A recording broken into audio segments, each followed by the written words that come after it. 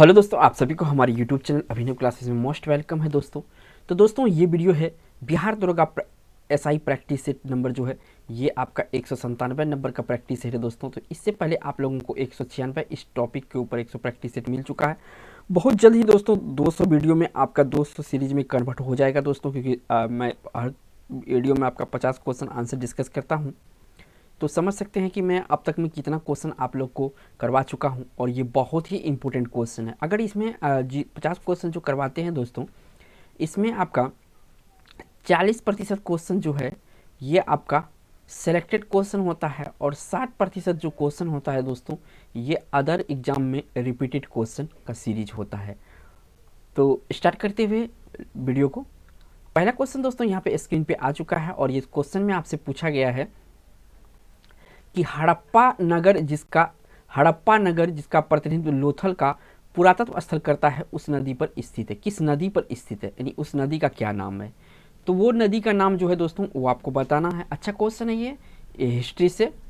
तो देखिए आज ये जो वीडियो है मोस्टली इसमें हिस्ट्री स्पेशल ही ये वीडियो है आपका, और जितने भी क्वेश्चन ज़्यादातर रिपीटेड है।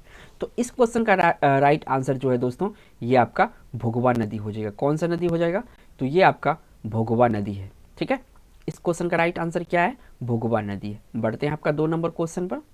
2 नंबर का क्वेश्चन दोस्तों इसे पूछा गया है कि निम्नलिखित में से कौन मौर्ययुगीन अधिकतर तौल माप का प्रभारी था। यानी कि जो तौल माप होता है ना दोस्तों उसका एक प्रभारी था, या उसका एक अफसर था। आज के ज़माने में अफसर कहा जाता है, ठीक है, ऑफिसर कहा जाता है। तो यहाँ पे 4 ऑप्शन है, इनमें से आपको राइट आंसर देना है। तो इस क्वेश्चन का राइट आंसर है पोतवा अध्यक्ष। क्या नाम है, पोतवा अध्यक्ष। इस क्वेश्चन का जो राइट आंसर हो जाएगा। पढ़ते हैं आपका नेक्स्ट क्वेश्चन, जो कि आपका 3 नंबर का क्वेश्चन है। ये रहा स्क्रीन पे 3 नंबर का क्वेश्चन दोस्तों। 3 नंबर का क्वेश्चन में यहाँ पूछा गया है कौटिल्य का अर्थशास्त्र है एक। क्या है इनमें से, ये 4 ऑप्शन जो देख रहे हैं यही इन्हीं में से आपका ऑप्शन आंसर होगा। तो देखिए अगर ऑप्शन को आप ध्यान से पढ़ेंगे तो कौटिल्य का अर्थशास्त्र क्या है, तो ये एक जो है क्या है, सिद्धांतों का, ये शासन के सिद्धांतों का पुस्तक है। इस क्वेश्चन का यहाँ से आपका डी ऑप्शन सही हो जाएगा। जो आपका कौटिल्य का अर्थशास्त्र है ये शासन के सिद्धांतों का पुस्तक है। बढ़ते हैं आपका नेक्स्ट क्वेश्चन, जो कि 4 नंबर का है। 4 नंबर का क्वेश्चन दोस्तों ये रहा स्क्रीन पर। इसमें पूछा गया है चीनी यात्री वैनसांग किस शासक के समय भारत की यात्रा की थी। तो किस शासक के समय भारत की यात्रा की थी, वैनसांग की यहाँ बात चल रहा है। तो वैनसांग जो किया था दोस्तों ये किया था हर्षवर्धन के शासनकाल में। किसके शासनकाल में, हर्षवर्धन के शासनकाल में। यहाँ देखिए शॉर्ट में लिखा है हर्ष, तो इसको ही आपको हर्षवर्धन समझना है, क्योंकि ऑप्शन इस तरह से भी दिया जा सकता है। इसका पूरा नाम हर्षवर्धन है, लेकिन यहाँ पे जो ऑप्शन दिया है हर्ष दिया है, तो ये आपको सेलेक्ट करना है। बढ़ते हैं आपका 5 नंबर क्वेश्चन पर। 5 नंबर क्वेश्चन में पूछा गया है महोदया किसका पुराना नाम है। जो महोदया है ये किसका पुराना नाम है। ये 4 ऑप्शन है, 4 जगह का नाम दिया हुआ है, इनमें से आपको राइट आंसर देना है कि महोदया किसका पुराना नाम है। देखिए ऑप्शन को अगर आप ध्यान से पढ़ेंगे तो महोदया जो है ये आपका कन्नौज का पुराना नाम है। किसका, कन्नौज का। और जो पटना है इसका पाटलिपुत्रम है। ठीक है, इलाहाबाद का पुराना नाम तो आप सभी को पता है कि फिर उसको नया नाम में कन्वर्ट कर दिया गया। कमेंट जरूर कीजिएगा क्या नाम है। 6 नंबर का क्वेश्चन दोस्तों यहाँ पे पूछा गया है कि निम्नलिखित में से कौन एक शल्यकृत स्थापत्य का उदाहरण है। यानी कि पत्थरों पर जो कुछ काम किया हुआ उसका एक उदाहरण है। ठीक है, इनमें से तो 4 ऑप्शन है, इस क्वेश्चन का राइट आंसर आपको देना है। तो इस क्वेश्चन का जो राइट आंसर है कैलाश मंदिर एलोरा। क्या, कैलाश मंदिर एलोरा जो है शल्यकृत स्थापत्य कला का एक उदाहरण है। बढ़ते हैं आपका 7 नंबर क्वेश्चन पर। तो ये रहा 7 नंबर क्वेश्चन दोस्तों। इनमें देखिए इसमें पूछा गया है कि निम्नलिखित वंशों को किस क्रम में दिल्ली प्रशासन किया था, नीचे दिए गए कूट का सही उत्तर चयन करें। तो देखिए इसको थोड़ा सा मैं इस क्वेश्चन को कुछ टाइम लगेगा, थोड़ा सा इसको मिनिमाइज कर, पेज को थोड़ा मैं छोटा करता हूँ ताकि सारा क्वेश्चन इसके ऊपर डिस्प्ले हो। तो इस क्वेश्चन को मैं ऑर्गेनाइज कर दिया हूँ दोस्तों, आप देख सकते हैं कि पूरा क्वेश्चन आपको डिस्प्ले हो रहा है। देखिए लैपटॉप का यही खासियत है, जब मैं मोबाइल से पढ़ाता था वहाँ पे ये प्रॉब्लम था कि बड़ा क्वेश्चन को डिस्प्ले करने में थोड़ा सा प्रॉब्लम होता था, क्योंकि आप लोग मांग करते थे थोड़ा डिफिकल्ट क्वेश्चन शामिल कीजिए। तो मैं देखिए हर वीडियो में 4 से 5 इस तरह के क्वेश्चन शामिल करूँगा। देखिए यहाँ पर निम्नलिखित वंशों में से किस क्रम में दिल्ली पर शासन किया था, नीचे दिए गए कूट सा सही उत्तरों का चुनाव करें या सही उत्तर को चुने इनमें से। ठीक है, तो सबसे पहले कौन सा वंश आया था इनमें आपको देखना है। तो देखिए सबसे पहले इनमें जो आया था, ठीक है, किस वंशों में दिल्ली शासन किया, सबसे पहले गुलाम वंश। कौन सा वंश? गुलाम वंश। ठीक है, इसके बाद कौन सा आया था वो देखना है। गुलाम वंश के बाद जो आया था दोस्तों, ये आया हुआ था खिलजी वंश, यानी 2 नंबर पे खिलजी रखेंगे। ठीक है ना, तो यहाँ पे देखिए डी में 4, 1 और 3 देखिए सैयद वंश इसके बाद आया था। ठीक है ना, क्या आया था? सैयद वंश इसके बाद आया। सबसे लास्ट में आया था लोदी वंश। आप सभी को पता है कि लोदी वंश सबसे लास्ट में आया था, क्योंकि इन्हीं को हराकर जो इब्राहिम लोदी था, लोदी वंश का अंतिम शासक, उनको हरा के मुगलों की नींव डली थी, जो बाबर ने हराया था। पानीपत की प्रथम लड़ाई था जो कि 1526 ईस्वी में हुआ था, वो भी याद रखना, 1526 ईस्वी में हुआ था। लोदी वंश के अंतिम शासक जो था इब्राहिम लोदी को हराया था। ठीक है, तो क्रम मेरा कौन सा सही हुआ? तो डी ऑप्शन। देखिए यहाँ 4, 1, 3, 2 अच्छे लेवल का क्वेश्चन है दोस्तों हिस्ट्री से, क्योंकि ये क्वेश्चन अच्छे लेवल में आता है। बढ़ते हैं आपका 8 नंबर क्वेश्चन में। थोड़ा सा मैं अब डिस्प्ले को बड़ा कर देता हूं। 8 नंबर के क्वेश्चन में दोस्तों आ चुके हैं। यहाँ पे पूछा है 1802 ईस्वी की बेसिन की संधि पर हस्ताक्षर किसके मध्य हुआ था। यहाँ पे जो क्वेश्चन आपसे पूछा गया है, मैं हाईलाइट कर दिया हूँ क्वेश्चन को। 1802 ईस्वी में बेसिन की संधि पर हस्ताक्षर किसके मध्य हुआ था, यानी कि उनके बीच हुआ था। अच्छे क्वेश्चन है हिस्ट्री से। ठीक है, तो इस क्वेश्चन का जो यहाँ पे राइट आंसर है दोस्तों, इसका अंग्रेज तथा बाजीराव प्रथम के बीच हुआ था। कौन सा? अंग्रेज तथा बाजीराव प्रथम के बीच हुआ था। तो इस क्वेश्चन का यहाँ पे राइट आंसर बी ऑप्शन सही है। बढ़ते हैं आपका 9 नंबर क्वेश्चन पर। देखिए 9 नंबर क्वेश्चन पे यहाँ आ चुके हैं। यहाँ पे पूछा है बेगम समरू एक अति प्रसिद्ध चर्च का निर्माण कराया। जो बेगम समरू है, एक अति प्रसिद्ध चर्च का निर्माण कराया। वो चर्च का जो है निर्माण करवाया, तो वो चर्च कहाँ पे करवाया था? ठीक है, ये आपसे पूछा गया है। तो देखिए ये चर्च जो बेगम समरू ने प्रसिद्ध चर्च का निर्माण कराया था, ये था नैनीताल में। कहाँ पे दोस्तों? नैनीताल में। ठीक है ना, तो ये नैनीताल में जो है ये था। बढ़ते हैं आपका 10 नंबर क्वेश्चन पर। ये रहा 10 नंबर क्वेश्चन दोस्तों। देखिए 10 नंबर क्वेश्चन दोस्तों यहाँ पे पूछा गया है, पानीपत के तीसरे युद्ध में मराठों को पराजित किया था। किसने किया था मराठों को पराजित दोस्तों इसमें से?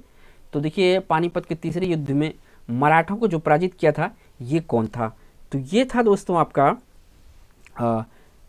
अफगान। कौन किया था? अफगानों ने किया था। इस क्वेश्चन का यहाँ पे बी ऑप्शन सही हो जाएगा। बढ़ते हैं आपका 11 नंबर क्वेश्चन पर। ये रहा 11 नंबर का क्वेश्चन। यहाँ पे पूछा गया दोस्तों, थोड़ा सा क्वेश्चन को मैं नीचे करता हूँ। ठीक है, औरंगजेब की 1707 ईस्वी में मृत्यु होने के बाद सत्ता किसने संभाली? देखिए औरंगजेब जो मुगल शासक था, उनका एक बहुत क्रूर शासक था ये औरंगजेब। ठीक है, इनके मृत्यु होने के बाद इनका सत्ता कौन से मुगल संभाला था, ये आपसे पूछा गया है। तो देखिए जो संभाला था ये था दोस्तों आपका, कौन था? ये था आपका जहांदार शाह। एक मिनट, हाँ जहांदार शाह था। ऑप्शन यहाँ पे बी ऑप्शन इस क्वेश्चन का राइट आंसर हो जाएगा। बढ़ते हैं आपका 12 नंबर क्वेश्चन पर। ये रहा 12 नंबर का क्वेश्चन दोस्तों। इसे पूछा गया आपसे कि मुगल काल में दरबारी भाषा थी। अच्छी क्वेश्चन है। मुगल काल में दरबारी भाषा कौन सी थी जो दरबार के बोलचाल में यहाँ पे पाया जाता था? कौन सा भाषा था? तो देखिए दोस्तों ये जो था आपका अरबी भाषा था। कौन सा भाषा था? अरबी भाषा था। बढ़ते हैं आपका 13 नंबर क्वेश्चन पर दोस्तों। 13 नंबर का क्वेश्चन देखिए, इसमें पूछा गया आपसे, अंग्रेजों द्वारा सिंध विजय संपन्न हुआ। जो अंग्रेजों द्वारा सिंध विजय संपन्न हुआ था, ये किसके द्वारा किया गया था दोस्तों? किसके समय हुआ था? तो ये जो समय में हुआ था दोस्तों, ये हुआ था आपका किसके समय में? तो ये आपका लॉर्ड एलनबरो के समय में हुआ था। किसके समय में हुआ था? लॉर्ड एलनबरो के समय में हुआ था। बढ़ते हैं नेक्स्ट क्वेश्चन जो कि 14 नंबर का है। 14 नंबर का क्वेश्चन यहाँ पे पूछा गया दोस्तों, जब 1857 की क्रांति प्रारंभ हुई गवर्नर जनरल था। देखिए 1857 की क्रांति प्रारंभ हुई और गवर्नर जनरल था। उस समय गवर्नर जनरल कौन था? तो उस समय गवर्नर जनरल था दोस्तों आपका लॉरेंस। कौन था? लॉरेंस। ठीक है, बढ़ते हैं आपका 15 नंबर क्वेश्चन पर।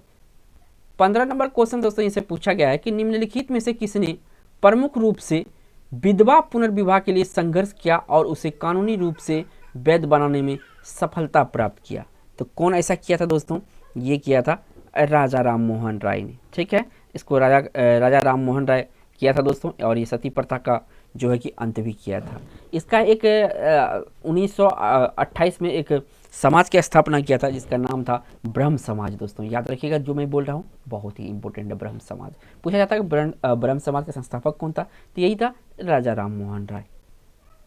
बढ़ते हैं आपका नेक्स्ट क्वेश्चन, जो कि 16 नंबर का क्वेश्चन है। 16 नंबर का क्वेश्चन दोस्तों पूछा गया है, गांधी जी का चंपारण आंदोलन था कैसे, किस पर आधारित था ये गांधी जी का चंपारण आंदोलन?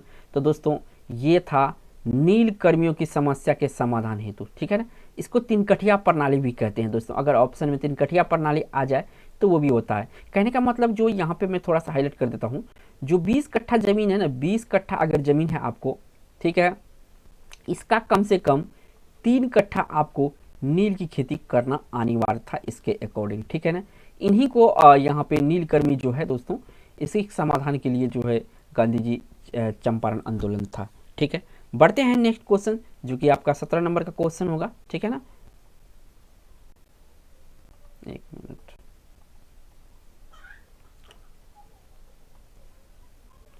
देखिए 17 नंबर का क्वेश्चन दोस्तों यहाँ पे पूछा गया आपसे कि निम्नलिखित में से कौन लगातार 6 वर्षों तक भारतीय राष्ट्रीय कांग्रेस का प्रेसिडेंट रहा था। ठीक है, भारतीय राष्ट्रीय कांग्रेस का प्रेसिडेंट रहा था 6 साल तक लगातार। ठीक है ना, तो ये रहा था अबुल कलाम आज़ाद। कौन रहा था? अबुल कलाम आज़ाद रहा था। तो इस क्वेश्चन का यहाँ पे आपका बी ऑप्शन सही है। बढ़ते हैं 18 नंबर क्वेश्चन पर। नेक्स्ट यहाँ पे दोस्तों 18 नंबर का क्वेश्चन यहाँ पे पूछा गया है कि अखिल भारतीय राष्ट्रीय कांग्रेस की प्रथम महिला अध्यक्ष कौन थी? यहाँ पे प्रथम महिला अध्यक्ष की बात चला है दोस्तों, तो ये थी एनी बेसेंट।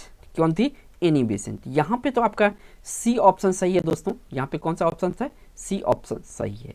लेकिन यहीं पे आपसे क्वेश्चन ये पूछा जाए दोस्तों कि अखिल भारतीय राष्ट्रीय कांग्रेस की प्रथम भारतीय महिला, यहाँ पे क्या कहेगा? प्रथम भारतीय महिला, यहाँ पे भारतीय लगा देगा। ठीक है ना, भारतीय लगा देगा, तब आपका जो आंसर हो जाएगा वो हो जाएगा सरोजिनी नायडू। फिलहाल तो इस क्वेश्चन का आंसर एनी बेसेंट ही होगा। बढ़ते हैं आपका 19 नंबर क्वेश्चन पर।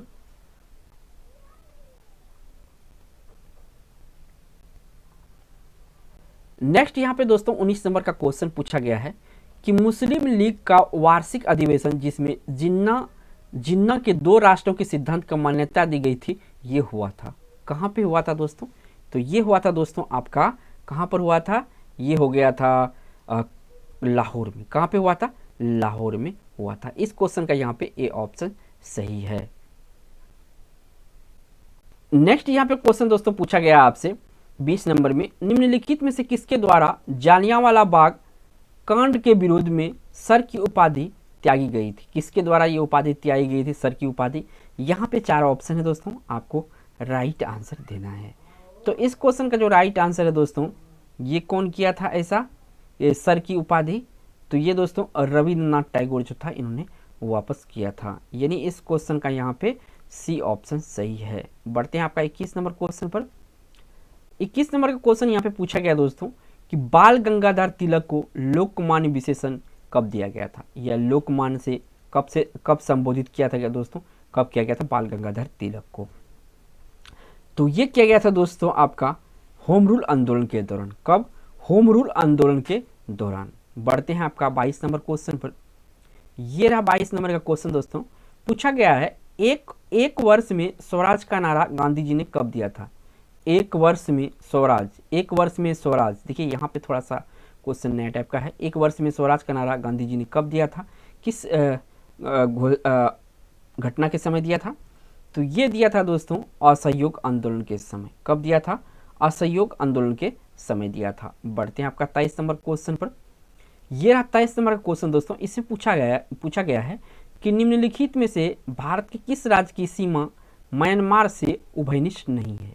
ठीक है, म्यांमार से उभयनिष्ठ नहीं है। तो इसका मीन होता है कि जो भारत का सीमा है ये म्यांमार से नहीं सटता है, कौन सा स्टेट का। ठीक है, तो अच्छा क्वेश्चन है ज्योग्राफी से। तो इस क्वेश्चन का देखिए राइट आंसर है दोस्तों यहाँ पे असम। बाकी ये जो तीनों है ना, ये तीनों दोस्तों यहाँ पे जो मैं अगर ये नागालैंड, अरुणाचल प्रदेश, मिजोरम, ये यहाँ से उभयनिष्ठ है, यानी इसमें टच करता है। लेकिन असम जो है यहाँ पे जो राइट आंसर होगा ये असम, ये टच नहीं करता है। बढ़ते हैं आपका 24 नंबर क्वेश्चन पर। 24 नंबर क्वेश्चन देखिए दोस्तों, यहाँ पे पूछा गया है कि जंगल महल कहलाने वाला क्षेत्र कहाँ अवस्थित है, यानी स्थित है या सिचुएटेड है। ठीक है, जंगल महल। तो देखिए जंगल महल जो है दोस्तों, ये आपका पड़ता है पश्चिम बंगाल में। कहाँ पे पड़ता है? पश्चिम बंगाल में पड़ता है। तो इस क्वेश्चन का यहाँ पे ए ऑप्शन सही है। बढ़ते हैं आपका नेक्स्ट 25 नंबर क्वेश्चन में। 25 नंबर क्वेश्चन दोस्तों पूछा गया है कि निम्न नदियों में से कौन सी एक हिमालय की तीनों श्रेणियों को आर पार काटती है। तो कौन सा नदी है जो हिमालय को तीनों आर पार काटती है?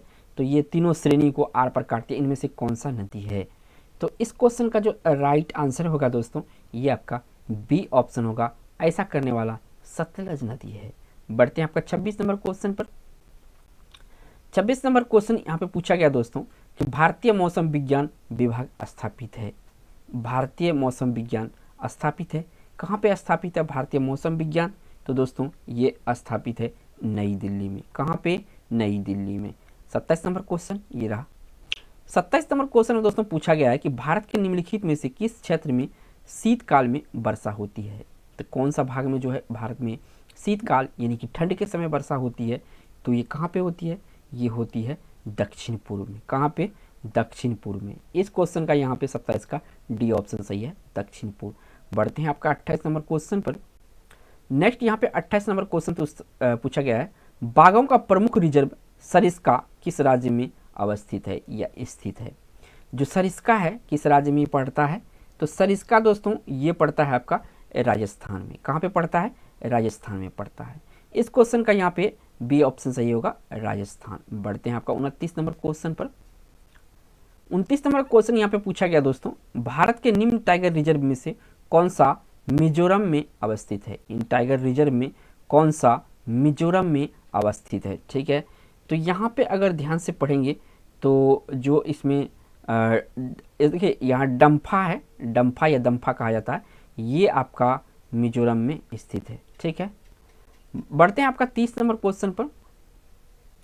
30 नंबर क्वेश्चन दोस्तों यहाँ पे स्क्रीन पे है। इसमें पूछा गया है कि भारत के किस राज्य में उसके क्षेत्र का अधिकतम प्रतिशत क्षेत्र वनाच्छादित है? यानी कि जो क्षेत्रफल है ना, क्षेत्रफल ज़्यादातर वन से ढका हुआ है और परसेंटेज में। ठीक है ना, तो ये है दोस्तों कौन सा राज्य? ये आपका जो है मिजोरम है। कौन सा है? मिजोरम है, यानी सी ऑप्शन क्वेश्चन का राइट आंसर है। अगर पूछे दोस्तों कि वन सबसे ज़्यादा कहाँ पे है भारत में, तो ये आपका एमपी पड़ता है, लेकिन यहाँ प्रतिशत पूछा है तो ये मिजोरम हो जाएगा। बढ़ते हैं आपका नेक्स्ट क्वेश्चन 31 नंबर पर। 31 नंबर क्वेश्चन में दोस्तों पूछा गया है कि भारत में लवणीय मृदा का सर्वाधिक क्षेत्रफल है, जो नमकीन है या सॉल्टी मिट टाइप का मिट्टी होता है, ये किस राज्य में ज़्यादा है? तो देखो ये सबसे ज़्यादा जो है गुजरात में है। कहाँ पे है? गुजरात में है। ठीक है ना, सी ऑप्शन सही है। बढ़ते हैं आपका 32 नंबर क्वेश्चन पर। 32 नंबर क्वेश्चन दोस्तों इसे पूछा गया, निम्नलिखित में से किस प्रांत में सोयाबीन की खेती के अंतर्गत क्षेत्र सर्वाधिक है? तो किस प्रदेश में है दोस्तों सबसे अधिक सोयाबीन खेती के लिए क्षेत्र? तो सबसे अधिक जो है ये मध्य प्रदेश में है। कहाँ पे है? मध्य प्रदेश में है, जो कि भारत का हृदय कहा जाता है। बढ़ते हैं आपका 33 नंबर क्वेश्चन पर। 33 नंबर क्वेश्चन दोस्तों पूछा गया, निम्नलिखित में से कौन सा बाह्य पतन का विशिष्ट उदाहरण है? जो बाह्य पतन है यानी बाहरी पतन है, उसका विशिष्ट उदाहरण है यानी बंदरगाह का। तो ये है दोस्तों आपका हल्दिया। कौन सा है? हल्दिया है। बी ऑप्शन सही है। बढ़ते हैं आपका 34 नंबर क्वेश्चन पर। 34 नंबर क्वेश्चन में दोस्तों पूछा गया, भारत में निम्न में सेल तंत्रों में से किस में लो अयस्क के प्रमुख जमाव पाए जाते हैं? इनमें से कौन से लो अयस्क के प्रमुख जमाव पाए जाते हैं किस सेल तंत्र में? तो सबसे ज़्यादा जो लो अयस्क पाया जाता है ये धारवाड़ तंत्र में पाया जाता है। कहाँ पे? धारवाड़ तंत्र में। बढ़ते हैं नेक्स्ट क्वेश्चन, ये पूछा गया 35 नंबर क्वेश्चन है। इसे पूछा गया है कि पृथ्वी स्थित है, जो पृथ्वी स्थित है, ये जो पृथ्वी पे हम लोग हैं ये स्थित है, किन के बीच स्थित है? तो देखिए दोस्तों, और ये शुक्र एवं मंगल के मध्य स्थित है। किसके? शुक्र एवं मंगल के मध्य में पृथ्वी स्थित है। इस क्वेश्चन का ए ऑप्शन सही हो जाएगा। बढ़ते हैं आपका 36 नंबर क्वेश्चन पे। 36 नंबर क्वेश्चन दोस्तों यहाँ पे पूछा है कि सिकान नामक विश्व की सबसे लंबी रेल सड़क सुरंग स्थित है। सिकान नामक विश्व की सबसे लंबी रेल सड़क सुरंग स्थित है, ये किस देश में पड़ता है? तो दोस्तों ये पड़ता है आपका जापान में। कहाँ पे पड़ता है? जापान में पड़ता है। नाम क्या है इसका? सिकान। ठीक है, बढ़ते हैं आपका 37 नंबर क्वेश्चन पे। यहाँ पे 37 नंबर क्वेश्चन में दोस्तों पूछा गया है अफगानिस्तान की सीमा उभयनिष्ठ नहीं है। इनमें से अफगानिस्तान की सीमा जो है किससे नहीं टच होती है? कहने का मतलब ये किससे नहीं है, किसमें नहीं मिलती है, कौन सा देश से? तो देखिए ये जो नहीं मिलती है ये आपका रूस के साथ नहीं मिलती है। किसके साथ? रूस के साथ। ये अफगानिस्तान उज्बेकिस्तान के साथ मिलती है, तजाकिस्तान के साथ मिलती है और तुर्कमेनिस्तान के साथ मिलती है, रूस के साथ नहीं मिलती है। बढ़ते हैं 38 नंबर क्वेश्चन पर। देखिए इनमें से कौन सा सही सुमेलित है? देखिए कौन सा सही सुमेलित है वो छांटना है दोस्तों। तो देखिए जो सही सुमेलित है ये आपसे पूछा गया है, तो इनको अगर ध्यान से पढ़ेंगे तो ये जो आपका साइप्रस है ये आपका निकोसिया से सही मैच खाएगा, तो इस क्वेश्चन का यहाँ पे डी ऑप्शन सही है। बढ़ते हैं आपका नेक्स्ट 39 नंबर क्वेश्चन पर।